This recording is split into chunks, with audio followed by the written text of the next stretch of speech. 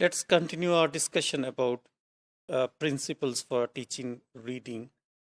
And the second principle for teaching reading is meaning-focused output. For your information, much of the discussion of this module is based on Nation's book, EFL or ESL, Teaching Reading and Writing. Okay. What means by meaning-focused output and how it's related to second language reading? Well, that's what we are going to learn in this module. Meaning-focused output involves learning through speaking and writing. When we produce something, that's the output actually.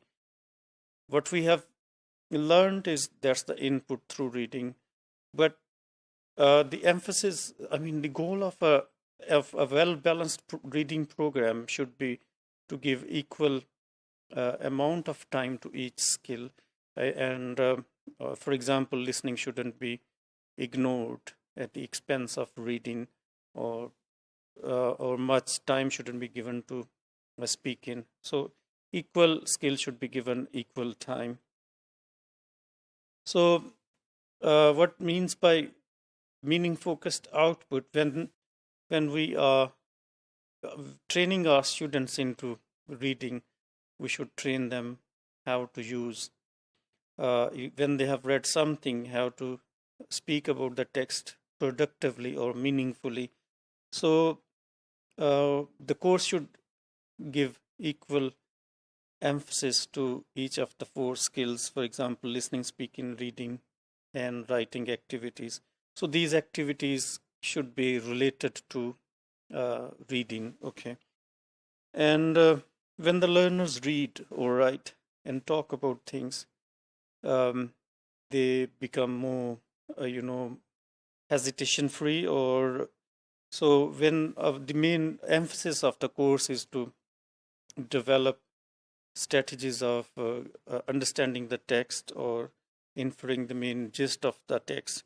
So students can become more independent learners. So in this way, we can develop some communication strategies, how to, interact with the text and read well and speak well about the given text. So there is a mixture of input and output. Swain, we've got another key figure in SLA who has given the output hypothesis, which emphasizes on making learners produce second language effectively or meaningfully. Okay. So this hypothesis actually lays emphasis on training students take notice of the gaps, what they know and what they don't know. And in this way, the output can become more proficient and the learners can become more proficient.